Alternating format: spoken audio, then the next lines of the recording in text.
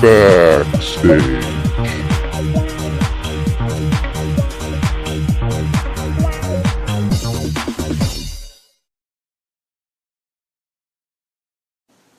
Okay, we are back. Backstage Vancouver. What did you guys come up with? So last time that we chatted, we were talking about your show and what we might do as a sort of marketing or transmedia campaign to go along with it. We took the ideas that we brainstormed and made them into two distinct pitches. We have the cheap version, which is the very basic marketing campaign, and we have the more expensive version, which is the awesome stuff. So your main goals that we talked about last time were to get interest in your project so that you can sell it to a network. Yes. So what we were thinking was if we can gather an audience for the project, if we can get people interested in it, then you can take that audience to the network as well and say, look, we have thousands of viewers who are interested in this show. We need your money to produce it.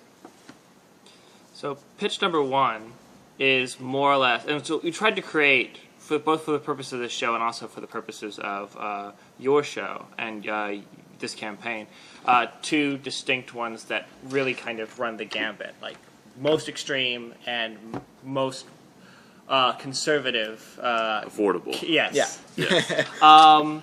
And so the first one is really what we consider to be more transmedia marketing, which is just taking into account the ways in which media is now discovered and shared.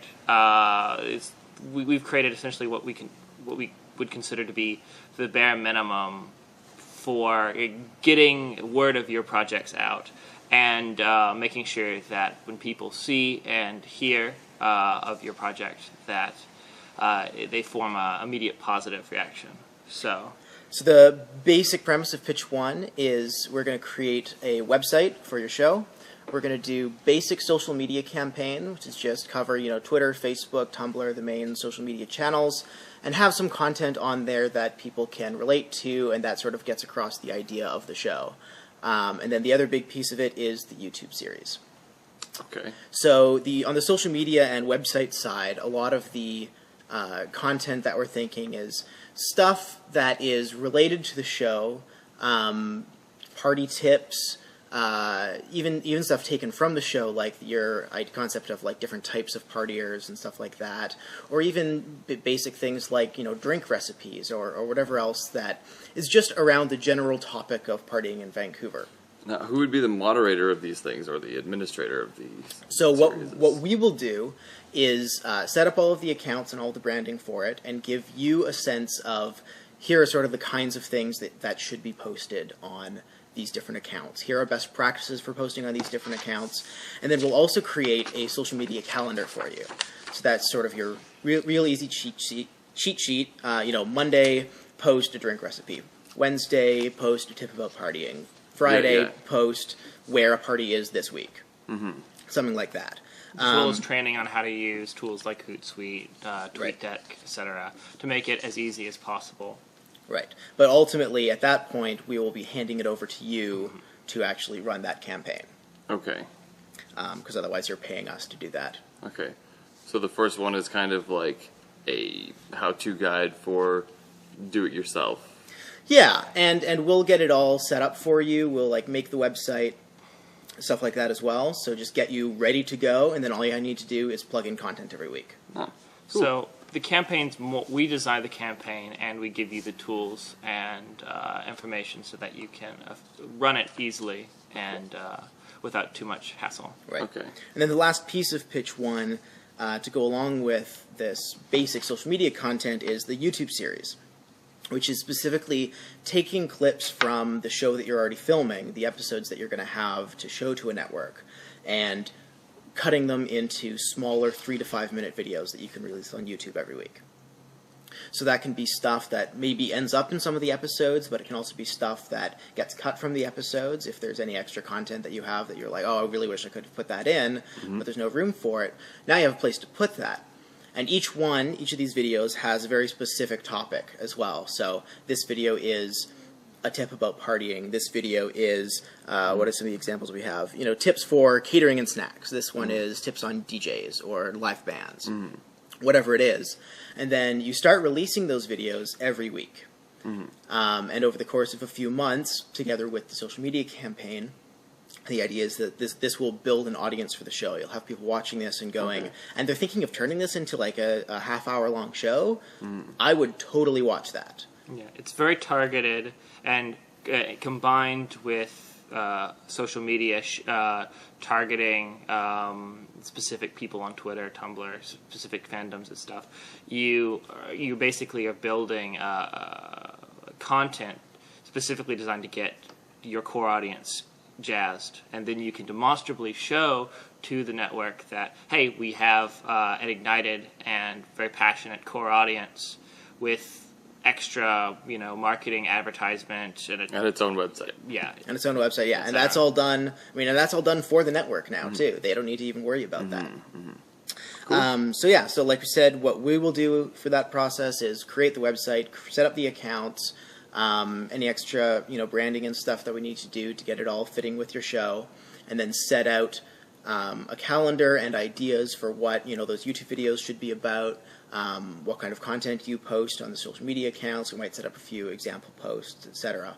And then we can hand that all over to you so that you can go off and actually create that content and plug it in and edit the YouTube videos and all that kind of stuff, which is what you're better at anyway. Would the cost of this lower package be on a case-by-case basis or on like a basic rate? Generally case-by-case basis, depending on the extent of it. But this is probably a pretty good example of this basic level of set up social media accounts and calendar and stuff.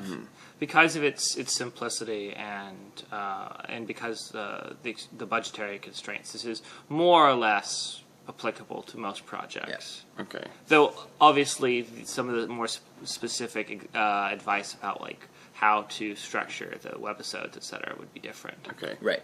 But the website you are going to create. Yep. It's, Okay. Yeah.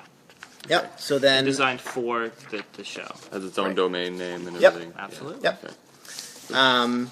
So you can see the breakdown of the costs on this page, but basically the total is going to run you $2,000, and that's basically a week of our work to put together all of the websites and accounts and organize everything, and that includes a couple short meetings with you to make sure that we're on the same page, and then also to sort of teach you how to do everything yourself.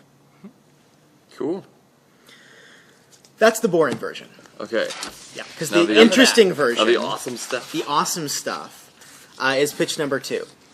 And normally we would have like a PowerPoint presentation that we could show you and stuff like that. Perhaps a scroll. But yeah, absolutely. Yeah. We have to make our declarations What, here, but we figured it wouldn't work very well with the setup here. The Well, have you seen I the don't end of see Indiana Jones? overhead. Yeah. So Gotta be careful. yeah, so pitch 2 is bringing in some of the more interesting ideas that we had in our last conversation. And this really Right, plays to right. the strengths of what we consider the core strengths of Silver String Media, which is transmedia design, which is looking for the story, the narrative, the most interesting narrative to tell, and then really figuring out innovative and novel ways of telling that story and really engaging the audience. Through interaction. Right. And I mean, the pitch 1 social media campaign can pretty much be applied in some version to most projects, like we said, with a few, depending on the project, you're going to do slightly different things. This is really specific to your project. So it starts with the same basic stuff as the original one. We will set up a website. It'll be a little more robust than Pitch 1's website. We'll set up all the social media accounts. Part of this package is that we will also run those things for you. So this is turnkey. So it's so you pay us, we set everything up, we run it for 4 months, I believe we put in the budget. YouTube series, we will bring on an editor to do that all for you as well, using your footage. So everything is sort of done for you. And then we get to the really awesome stuff, which is the social network and party app that we discussed last time. Yeah.